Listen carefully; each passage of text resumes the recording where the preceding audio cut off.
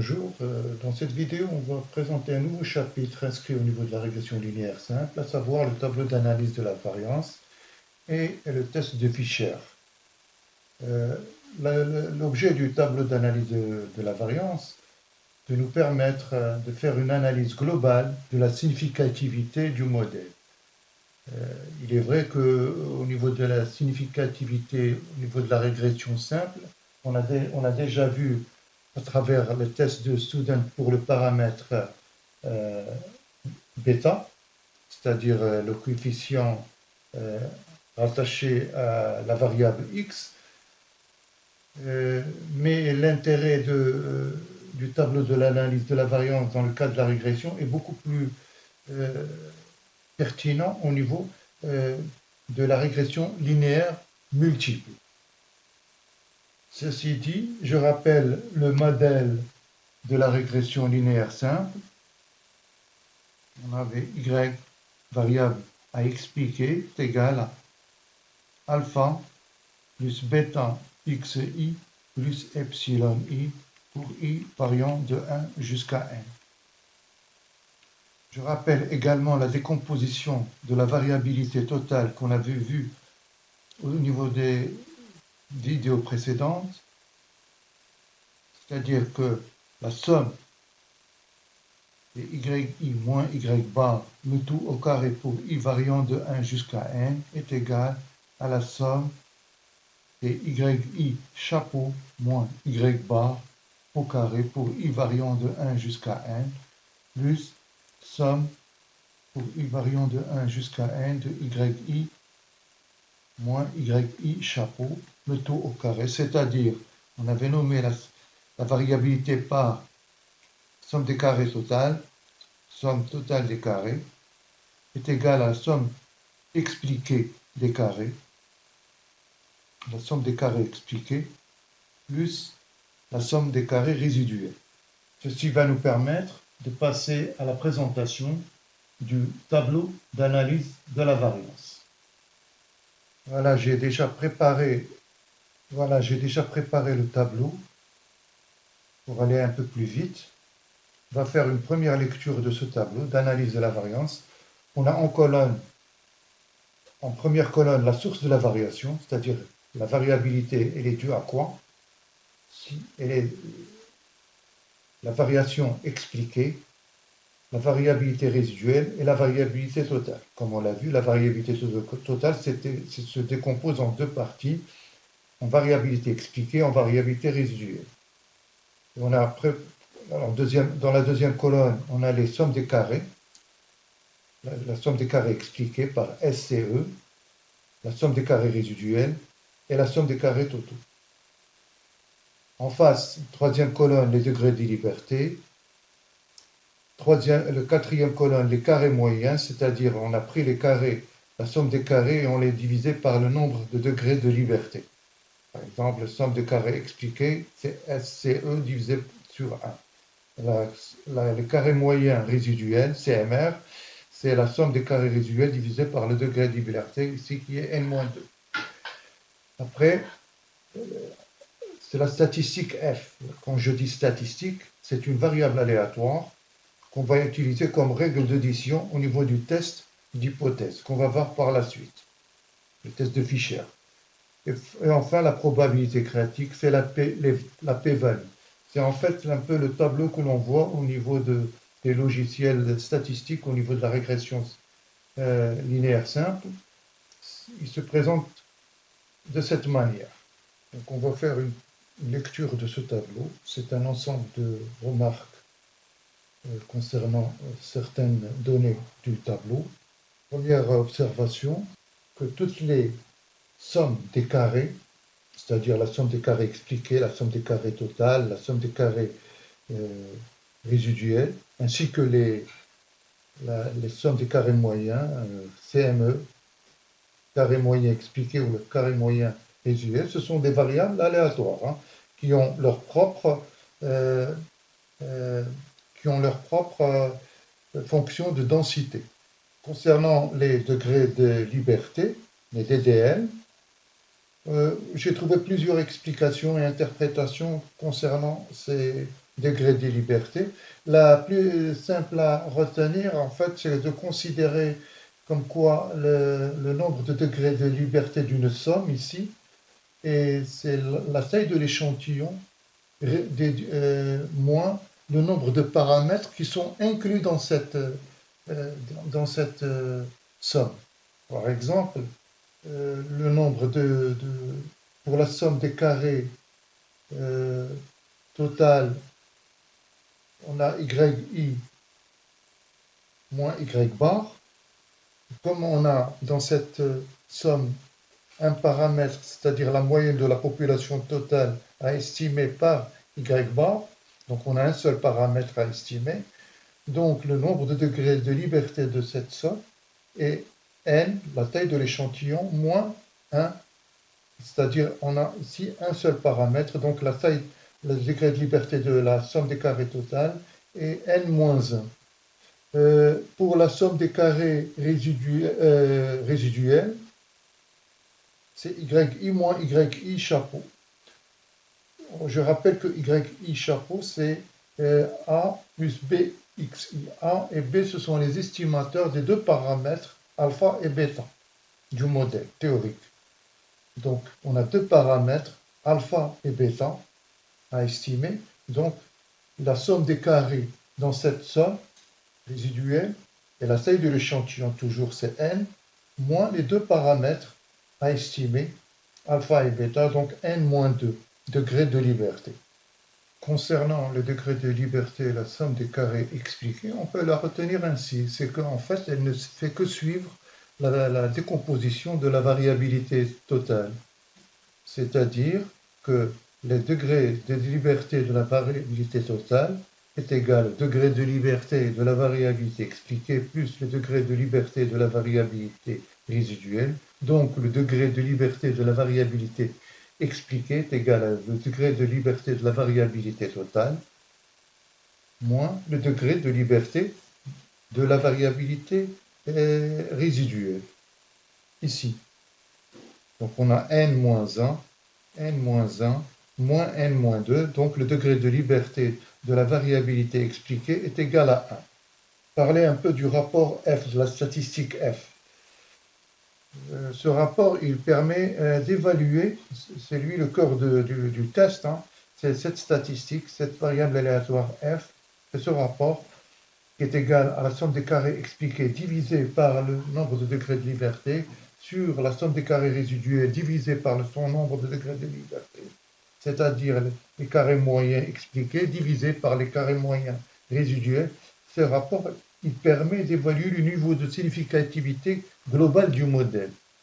En effet, si, par exemple, on a la somme des carrés expliqués relativement très élevée par rapport à la somme des carrés résiduels, je rappelle que cette somme entre carré résiduel et carré expliqué, elle est constante, c'est la variabilité totale. Donc si la somme des carrés expliqués est beaucoup plus grande que la somme des carrés résiduels, donc le rapport F sera très élevé. Par contre, si la somme des carrés résiduels est supérieure, largement supérieure à la somme des carrés expliqués, ce rapport F va tendre vers 0, va être très petit. Et c'est un peu l'intérêt du résultat de ce rapport qui va nous permettre de faire le test de Fisher. Donc, comme je l'indique ici, le cas extrême, si la somme des carrés expliqués est nulle, hein, le rapport F sera nul. Donc, faire un test où le paramètre bêta est nul, H0 bêta est nul, c'est ce qu'on a fait au niveau du test student. Je rappelle qu'on l'a vu fait ce test au niveau d'une vidéo précédente. Il équivaut en fait à tester la somme, si la somme des carrés expliqués est nulle. Dans ce cas, hein, au niveau d'un graphique, on aura un schéma où la droite de régression linéaire sera parallèle à l'axe des x. Il n'y aura aucune explication apportée par les variabilités de x pour y. Ce rapport F sera également utilisé dans le cadre du test de Fisher pour tester si on peut accepter ou refuser l'idée que le modèle est significatif ou non. Essayez d'abord de présenter brièvement la fonction de densité de Fisher. Donc rappel, premier rappel, distribution de Fisher, distribution, fonction de densité de Fisher, qu'on va utiliser dans le test d'hypothèse qui va suivre. Donc, soit deux variables aléatoires, soit deux variables aléatoires, U1 et U2, qui suivent toutes les deux Pi2 à n1 degré de liberté pour U1 et U2 qui suit également une Q2 à n2 degré de liberté, avec l'hypothèse que U1 et U2 sont indépendantes. La fonction de densité de Fisher se construit comme suit. Donc Fisher f est égal à U1 sur son degré de liberté, U2 sur son degré de liberté, qui suit une Fisher, distribution de densité de Fisher à N1 et N2 DDL. DDL, le degré de liberté. Schématiquement, la fonction de densité se présente ainsi. En fait, c'est la fonction de densité ici, ça c'est 0. Donc, la fonction de densité a cette forme-là.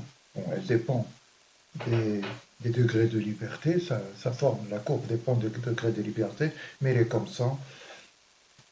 Donc, pas besoin de connaître l'expression exacte de la fonction de densité de Fisher. Pour les intéressés, ils peuvent consulter les documents et la trouver. Mais ce que l'on peut retenir à notre niveau, c'est que, bon, cette fonction de Fisher, c'est la fonction de densité, et qu'elle est définie pour x supérieur ou égal à 0. Donc pour x supérieur ou égal à 0. Voilà un peu ce que l'on peut dire concernant la fonction de Fisher. Bon, les résultats pour des valeurs de x se trouvent au niveau des tables, bien sûr avec la précision de degré de liberté. On voit donc que la fonction de Fisher n'est rien d'autre que le rapport des deux qui2 rapportés à leur degré de liberté. Maintenant, on va passer à un second rappel concernant les fonctions de densité pour les paramètres étudiés. Deuxième rappel, pour l'estimateur de bêta, à savoir B, qui est égal à sigma de xi moins x bar yi moins y bar le tout sur s de xx.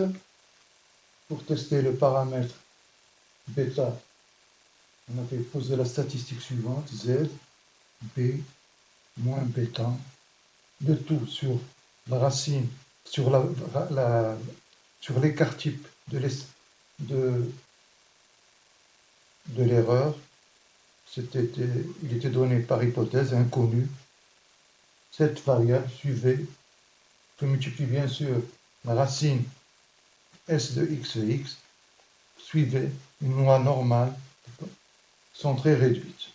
Bien sûr, c'est l'écart type de l'aléa, le terme d'erreur. Donc, pour cela, on avait également utilisé le carré de cette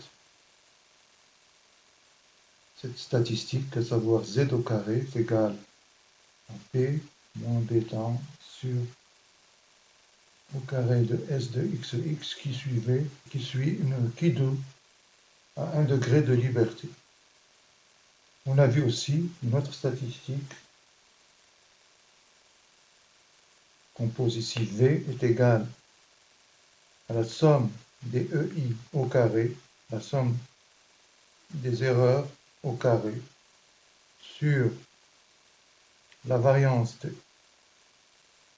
de l'aléa qui est inconnue, je le répète, qui suit, on avait admis ce résultat précédemment, donc une Q2 à n-2 degrés de liberté. Je rappelle aussi qu'on avait trouvé un résultat démontré précédemment, à savoir que la somme des carrés des erreurs était égale au carré du paramètre de l'estimateur de bêta, à savoir P, que multiplie S de XX, avec S de XX est égal à sigma dxi moins x bar au carré pour i variant de 1 jusqu'à 1. Donc maintenant, on va passer à une remarque importante qu'on va utiliser au niveau du test qui va suivre, le test de Fisher. On va utiliser tous ces résultats qu'on a vus. Donc je note sous H0, ici que je pose H0 est égal au paramètre bêta nul, c'est-à-dire qu'on a Sz au carré, on l'a vu, est égal, on remplace ici bêta est nul, bêta est nul, donc ça donne B au carré S de XX. D'accord? Sur la variance de l'erreur que multiplie, donc Z au carré est égal à ça. Or, on va utiliser ce résultat, sous H0, on l'a vu, est égal à la somme des carrés expliqués. Donc, somme est égale somme des carrés expliqués sur la variance inconnue de l'erreur, qui suit donc, du moment que Z au carré suit une Q2, ce rapport-là, il suit également une Q2, à 1 degré de liberté. On voit bien maintenant que si on veut tester, pour tester la somme des carrés expliqués est nulle, revient à tester que le paramètre bêta est nul. Et comme V, on l'a vu, et V, on a vu qu'est égal à la somme des EI au carré sur I variant de 1 jusqu'à 1, et rien d'autre que la somme des carrés résiduels sur la variance de l'erreur inconnue. D'où, en utilisant ces deux résultats, celui-là et celui-là, donc on a Z au carré qui suit une Q2 et V qui suit également une Q2 à n-2 degrés de liberté. D'où le rapport F, ou la statistique F qui est égale, donc F 1 sur la variance, somme des carrés expliqués sur le degré de liberté. Également, au niveau de la dénominateur, on pose 1 sur somme des carrés résiduels sur n-2. Ce rapport donne somme des carrés. Bon, on simplifie. Heureusement parce qu'on ne connaît pas la variance de l'erreur. Elle est inconnue.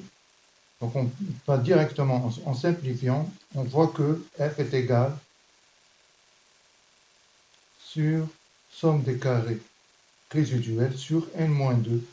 Et c'est bien égal, on a trouvé la formule au niveau du tableau qu'on avait présenté. Du moment que ces deux rapports, ce sont deux variables indépendantes, et qu'ils soient, pour la somme des carrés, suit une loi du Q2 à 1 degré de liberté, la somme des carrés résiduels sur, bien sûr, la variance, suit une loi de Fisher Bon, on pose également le carré moyen, donc du moment qu'on a divisé par les degrés de liberté, CM1, donc elle suit une fichère, donc la statistique qu'on a posée F est égale à une loi de Fischer à 1 et n-2 degrés de liberté. Voilà, on a montré comment on arrive à poser le rapport, ou bien la statistique F qu'on a vu ici, à ce niveau. Cette statistique, on a vu comment on la construit et comment elle aboutit à à suivre une loi de densité de Fischer. Donc en résumé, qu'est-ce qu'on peut dire, hein? L'hypothèse testée H0 paramètre est nul revient l'hypothèse que de H0 somme des carrés expliquée est nulle. C'est le même principe. Et pour cela, on utilise le test de Fischer. Maintenant, on va poser les tests de Fischer ainsi que les étapes de sa réalisation. Je vais mettre pause, je vais préparer tout ça pour aller un peu plus vite et je reviens vers vous. Voilà, on va donc tester la significativité globale du modèle par le test de Fischer. On va utiliser pour cela l'hypothèse nulle, c'est B, bêta égale à 0, contre l'hypothèse alternative, bêta est différente de 0. Donc, bien sûr, avec la statistique qu'on a présentée au départ, avec la statistique qu'on a vue il y a un instant, à savoir les carrés moyens expliqués sur les carrés moyens résiduels, qu'on note, on voit que également ce rapport, cette variable f peut être écrite en utilisant le rapport au coefficient de détermination. Maintenant, on va présenter les étapes du test.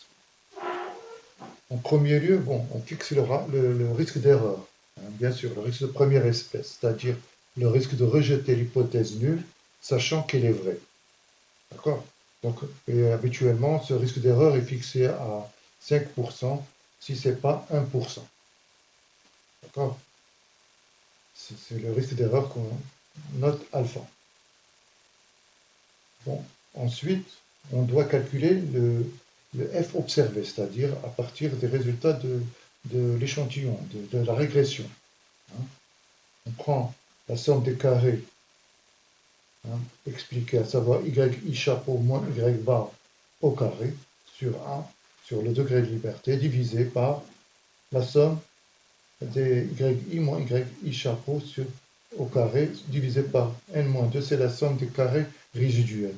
Donc on calcule ça, et on a le f calculé. Troisième niveau, on peut également calculer d'abord la p-value, c'est-à-dire la probabilité critique. Qu'est-ce que c'est? C'est-à-dire qu'on va calculer la probabilité que le f, la distribution, ou bien la variable aléatoire f, de degré de liberté 1 et n-2, soit supérieure à la valeur obtenue au niveau du f calculé. Et on calcule cette probabilité critique qu'on note petit p, ici. D'accord? Quatrième niveau, quatrième étape, bien sûr, on passe à la règle de décision. Et la règle de décision consiste à comparer la p-value, la probabilité critique, avec, avec le risque d'erreur de première espèce alpha. P est inférieur à ce risque d'erreur. Si la p-value est inférieure à une valeur, on rejette l'hypothèse nulle, à savoir qu'on accepte en fait l'idée comme quoi il y a une significativité du modèle, ou bien les variations de la variable x expliquent les variations de y. Sinon, si P est supérieur, si la p-value est supérieure à alpha, on va accepter plutôt l'hypothèse nulle. Autrement dit, on peut comparer également les f calculés avec le f de la table, hein, au niveau alpha.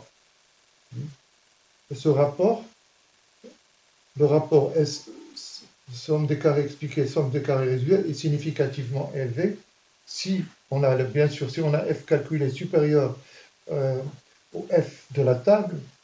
Alors ça veut dire que le rapport somme des carrés expliqués sur somme des carrés résiduels est significativement élevé, pour être dû, hein, pour être expliqué simplement par le simple fait de l'échantillonnage. C'est-à-dire que cela, on sous-entend qu'il y a effectivement un effet de la variabilité de x sur la variabilité de y. Maintenant, on va utiliser un exercice qu'on a déjà entamé au cours de la vidéo précédente en utilisant le logiciel, le tableur Excel. On va poursuivre les résultats de l'analyse de la régression simple pour cet exercice en abordant le calcul du coefficient de détermination et également du tableau d'analyse de la variance. Voilà l'exercice qu'on avait fait au cours, je pense, de la vidéo, si je ne me trompe pas, numéro 8, pour l'estimation des paramètres. On avait essayé de voir s'il y avait, à travers cet exercice, qui cherchait à déterminer s'il y avait un impact des dépenses publicitaires sur le chiffre de vente d'une entreprise. Et on avait fait une petite régression. On avait utilisé le logiciel Excel pour faire cette analyse. Et on avait obtenu le résultat suivant au niveau de ce tableau où il y avait les coefficients. On a pu trouver le modèle suivant, c'est-à-dire y chapeau est égal à moins 19 493,75 plus 108,25 x et y. D'accord? Ça, c'était le modèle qu'on avait obtenu par le biais d'Excel. Maintenant, on va s'attarder un peu sur ce qu'on a vu dernièrement, à savoir le coefficient de détermination, qui sont à ce niveau présent. Ça, ce sont les résultats donnés par la fonction directe d'Excel. Et ça, c'est le coefficient de calcul que j'ai fait en utilisant la formule du coefficient de détermination, à savoir R au carré est égal à la somme des carrés expliqués sur la somme des carrés totaux, que j'ai exprimé autrement également en utilisant la formule de l'expression de la somme des carrés expliqués est égale B au carré S de x sur la somme des carrés totaux. Donc, comme vous le voyez, le coefficient de détermination R2, c'est à ce niveau, hein, c'est celui-là. En utilisant à mon niveau les formules qu'on a vues au niveau d'Excel, et j'ai obtenu le même résultat ici. On voit que c'est le même résultat donné par Excel que ce que j'ai fait au niveau d'un calcul en utilisant la formule. D'accord? Donc c'est le même résultat. Deuxième coefficient, on voit ici, il donne un coefficient de corrélation, de détermination multiple. Je vais le noter avec une autre couleur. Comme ça, on va voir. Ça, c'est le coefficient de corrélation multiple. Mais comme je l'ai dit, hein, le coefficient de corrélation multiple, ce n'est rien d'autre, au niveau de la régression linéaire simple, ce n'est rien d'autre que le coefficient de corrélation, hein, que je notais ici. C'est la racine carrée du coefficient de détermination. C'est-à-dire, et on voit qu'on obtient les mêmes résultats, parce que ici j'ai pris la racine de 0,98579, hein, et j'ai obtenu ce résultat. Et c'est le même résultat qui est donné, hein, aussi bien par l'utilisation de la fonction d'Excel au niveau de la régression simple qu'on a vu au cours de la vidéo numéro 8, hein, Et ça, c'est le calcul directement en utilisant le fait que le coefficient de corrélation n'est rien d'autre au niveau de la régression simple que la racine du coefficient de détermination. Reste le troisième coefficient de détermination donné à ce niveau, qu'on doit expliquer aussi. Ce coefficient de détermination, 0,98, j'ai essayé de le calculer ici, c'est en fait, et on va le voir au niveau de la régression multiple, quand on va aborder la régression multiple, c'est ce qu'on appelle le coefficient de détermination ajusté. Hein. On voit que c'est les mêmes résultats. Je vais donner la formule à titre indicatif. Par construction, le R au carré il tend à augmenter avec le nombre de variables explicatives qui sont dans le modèle. Et pour enfin enlever ce surplus, disons superficiel dû au rajout uniquement de variables explicatives, on essaie de l'ajuster en utilisant la formule suivante que je donne ici. Donc c'est R au carré ajusté est égal à quoi? C'est R, le coefficient de détermination, moins le nom K. K, c'est le nombre de variables explicatives, 1 moins R2, sur la taille de l'échantillon, moins le nombre de variables, moins 1. Avec K, c'est le nombre de variables et non de paramètres, hein, de variables explicatives. D'accord? Et comme ici, dans notre cas, c'est K est égal à 1, vous faites le calcul. On trouve le même résultat à ce niveau. Hein. C'est les mêmes résultats.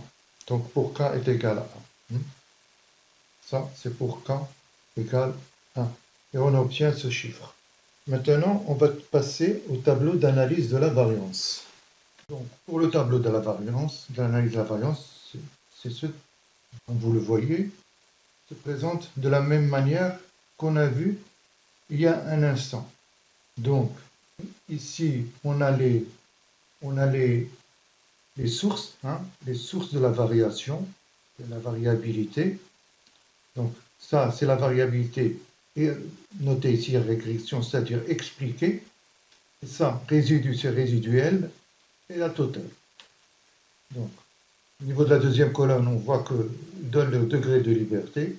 Pour le total, c'était n-1, c'est 70 moins 1. Le résiduel, c'est, comme on a vu, c'est n-2, donc c'est 70 moins 2, ça fait 68. Et l'expliqué, c'est le degré de liberté est égal à 1. Donc la somme des carrés, ça c'est S, somme des carrés expliqués, somme des carrés résiduels et somme des carrés totaux.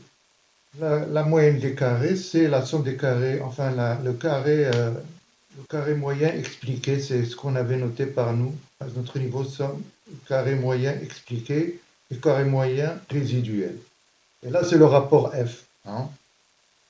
C'est la statistique calculée. Hein. C'est la statistique calculée. C'est cette donnée.